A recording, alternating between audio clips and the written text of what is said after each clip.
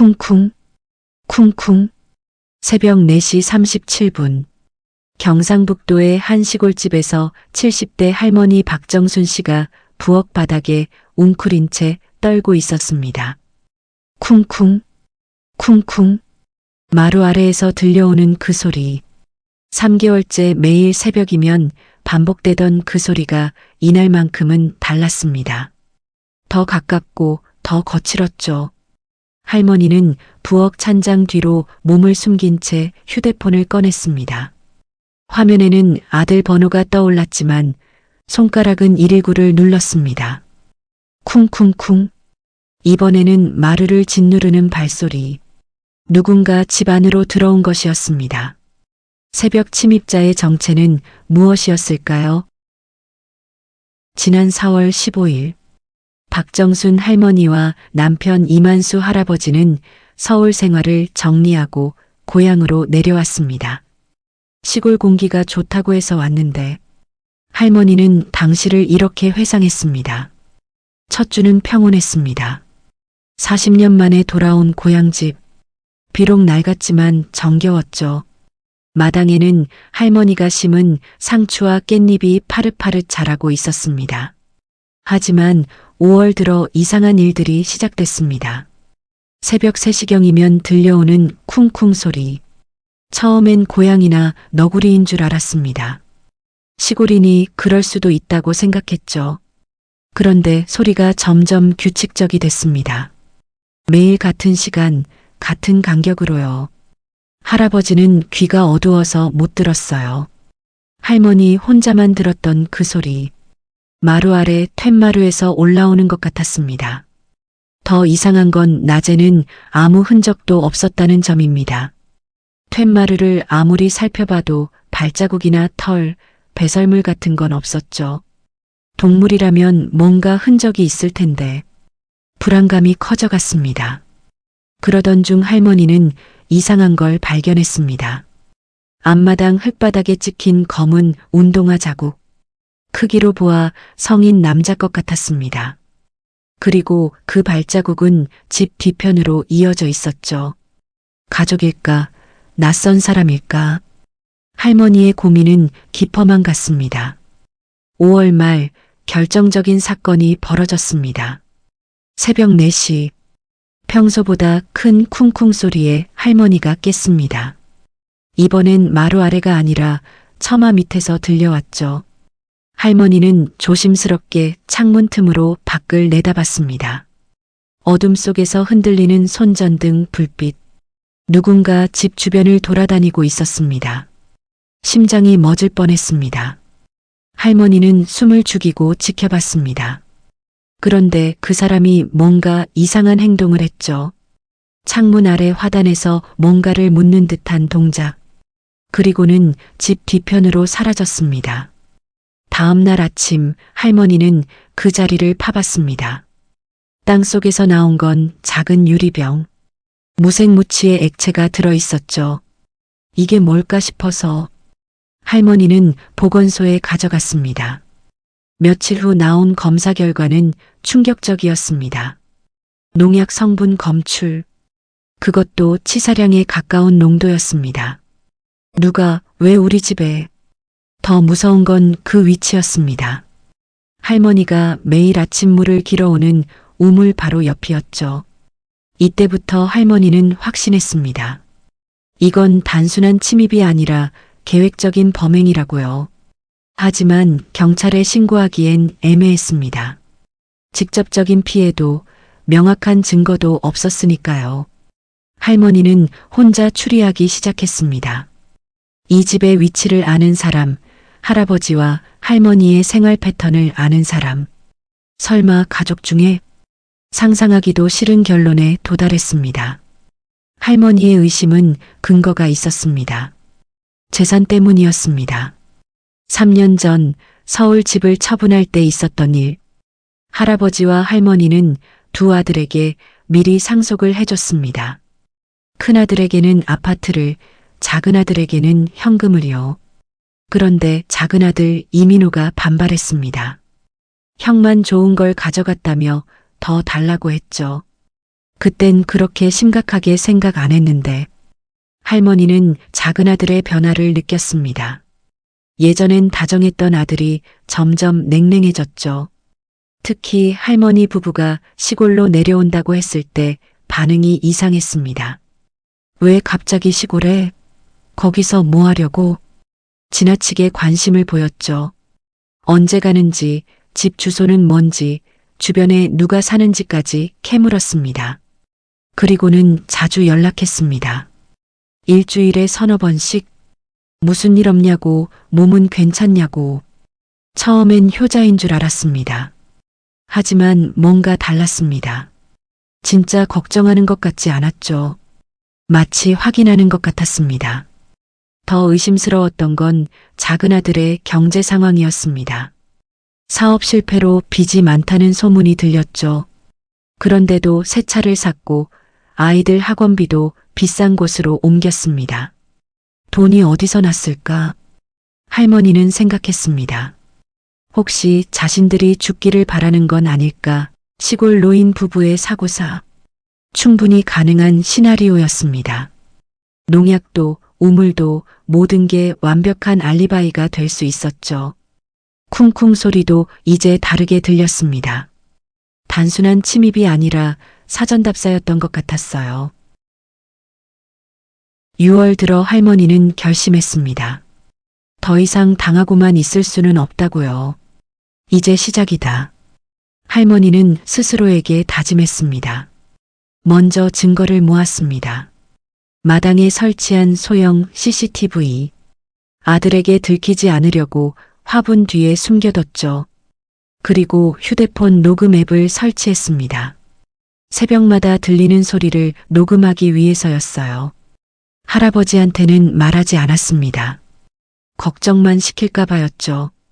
할머니는 혼자서 모든 걸 준비했습니다. 우물물도 마시지 않았고 음식 재료도 직접 확인한 후에 사용했죠. 그리고 매일 밤 침대 옆에 호루라기를 놓고 잤습니다. 중요한 건 두 번째 계획이었습니다. 할머니는 서울 살던 동네의 김순자 씨에게 부탁했습니다. 매일 아침 8시에 안부 전화를 해달라고요. 만약 연락이 안 되면 바로 경찰서에 신고해달라고. 내일이면 끝난다고 생각했습니다. 6월 20일 밤 할머니는 작은 아들에게 전화했습니다. 민호야, 엄마가 좀 아프다. 내일 병원 가야 할 것 같아. 어디가 아프세요? 제가 모셔다 드릴까요? 역시 바로 반응했습니다. 하지만 할머니는 거절했죠. 아니야, 할아버지랑 같이 갈 수 있어. 그런데 혹시 우리 집 근처에 올 일 있니? 네. 왜요? 아니야, 그냥. 요즘 밤에 이상한 소리가 나서. 전화기 너머로 잠깐 침묵이 흘렀습니다. 무슨 소리요? 쿵쿵거리는 소리. 누가 집 주변에 다니는 것 같아. 그러세요? 조심하세요. 뭔가 어색했습니다. 평소라면 자세히 물어봤을 텐데 이번엔 대충 넘어갔죠. 할머니는 확신했습니다. 내일 새벽 뭔가 일어날 거라고. 마지막 준비물을 확인했습니다. 휴대폰 2대, 하나는 녹음용, 하나는 신고용, 그리고 비상용 호루라기. 준비 끝. 하지만 할머니는 몰랐습니다.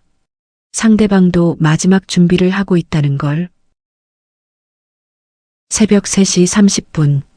쿵쿵, 쿵쿵 소리가 시작됐습니다. 하지만 이번엔 달랐죠. 더 조심스러웠습니다. 할머니는 미리 준비한 휴대폰으로 녹음을 시작했습니다. 다른 휴대폰으로는 김순자 씨에게 문자를 보냈죠. 지금 위험해요. 30분 후 연락 안 되면 신고해 주세요. 하지만 답장은 없었습니다. 쿵쿵쿵. 이번엔 현관문에서 소리가 났습니다. 누군가 열쇠로 문을 여는 것 같았습니다. 어머니, 저예요. 작은 아들 목소리였습니다. 역시 맞았죠. 할머니는 부엌으로 피했습니다. 미리 계획한 대로 찬장 뒤에 몸을 숨겼습니다. 어머니가 아프다고 하셔서 병원 모셔다 드리려고 왔어요. 새벽 4시에 병원을? 말이 안 됐습니다. 더 이상한 건 가방 소리였습니다. 뭔가 철컹거리는 소리. 의료기구 같은. 할머니는 119에 신고했습니다. 하지만 문제가 생겼습니다. 여보세요? 여기는 경상북도. 통화가 끊어졌습니다. 상간 지역 전파 문제였죠. 다시 걸어봤지만 마찬가지였습니다. 전화기 화면에 통화 불가능 표시만 떴습니다. 어머니, 어디 계세요? 발소리가 점점 가까워졌습니다. 거실, 안방, 그리고 쿵쾅. 누군가 부엌 문을 열었습니다. 할머니는 숨을 죽였습니다. 하지만 심장 뛰는 소리가 너무 컸습니다. 어머니, 삐걱삐걱. 부엌 바닥을 밟는 소리가 점점 가까워졌습니다. 호루라기를 불려고 했지만 손이 떨려서 잡을 수 없었습니다. 그때 가방에서 뭔가 꺼내는 소리가 들렸습니다. 째깍. 주사기 뚜껑 여는 소리였습니다. 어머니, 아프시죠? 이거 맞으면 괜찮아질 거예요. 드디어 정체를 드러냈습니다. 병원에 데려간다는 건 거짓말이었죠. 김순자 씨에게 보낸 문자도 전송 실패였습니다. 모든 계획이 무너졌습니다. 이제 정말 끝인 걸까? 민호야. 할머니가 조용히 일어섰습니다. 어머니. 작은 아들이 놀라며 뒤돌았습니다. 손에는 주사기가 들려 있었죠. 그게 뭐니? 아, 이건 영양주사예요. 어머니 몸이 안 좋으시다고 해서. 새벽 4시에? 할머니의 목소리는 의외로 차분했습니다. 더 이상 떨지도 않았습니다. 그리고 이건 뭐니? 할머니는 휴대폰을 들어 올렸습니다. 화면에는 녹음 중이라는 표시가 떠 있었죠. 어머니, 그게 30분 전부터 녹음하고 있어. 내가 열쇠로 들어오는 것부터. 작은 아들의 얼굴이 하얗게 변했습니다. 그리고 이것도. 할머니는 다른 휴대폰도 보여줬습니다. 실시간 전송 중이야. 서울에 있는 김순자 이모한테. 사실 전화는 안 됐지만 미리 설정해둔 자동 전송 앱이 있었습니다. 녹음 파일이 자동으로 이메일로 발송되는 시스템이었죠. 어머니, 왜 그랬니? 돈이 그렇게 필요했니? 어머니, 오해예요. 정말 영양주사. 그럼 내가 먼저 맞아봐. 어머니가 주사기를 가리켰습니다. 영양주사라면 아무 문제 없겠지? 작은 아들은 대답할 수 없었습니다. 3개월 전부터 우리 집 주변에 다닌 거야? 농약도 내가 묻은 거고. 어떻게 네가 CCTV에 다 찍혔어. 내 얼굴도 차 번호도. 어머니는 마당의 화분을 가리켰습니다. 그 안에 숨겨둔 소형 카메라가 있었죠. 어머니, 저는 자백하는 게 좋을 거야. 증거는 이미 다 있어. 그때 사이렌 소리가 들려왔습니다. 경찰이야. 할머니가 시익 웃었습니다. 김순자 이모한테 미리 예약 신고를 해뒀거든. 오늘 새벽 5시에. 내가 연락 안 되면 바로 신고하라고. 모든 게 계산된 함정이었습니다. 작은 아들은 주저앉았습니다. 어머니, 정말 돈이 필요했어요. 사업도 망하고 아이들 학비도. 그래도 부모를 죽이려던 건 아니었어요. 그냥 잠시 의식을 잃게 하려던 거짓말이었습니다. 주사기 안의 액체는 고농도 인슐린. 충분히 치명적이었죠. 쾅쾅쾅. 경찰이 문을 두드렸습니다. 3개월 후 박정순 할머니는 법정에 서 있었습니다. 증인석에서였죠. 피고인이 주사기를 들고 접근했을 때 기분이 어땠습니까? 무서웠죠. 하지만 더 속상했어요. 내가 키운 아이가. 할머니의 목소리가 잠깐 떨렸습니다.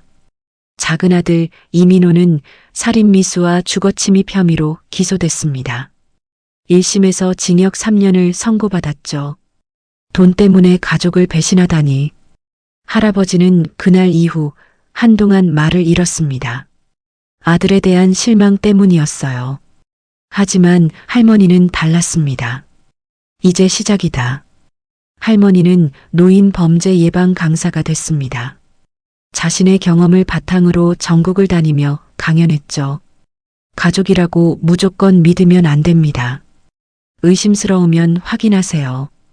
특히 새벽 소음 사건에 대한 대처법을 집중적으로 교육했습니다. CCTV 설치, 녹음 준비, 신뢰할 수 있는 제3자와의 연락체계 구축. 혼자 해결하려 하지 마세요. 반드시 외부에 알려두세요. 할머니의 강연은 큰 반향을 일으켰습니다. 비슷한 상황에 처한 노인들이 많았기 때문이었죠. 특히 가족 내 금전 갈등으로 인한 범죄가 급증하고 있다는 통계도 공개됐습니다.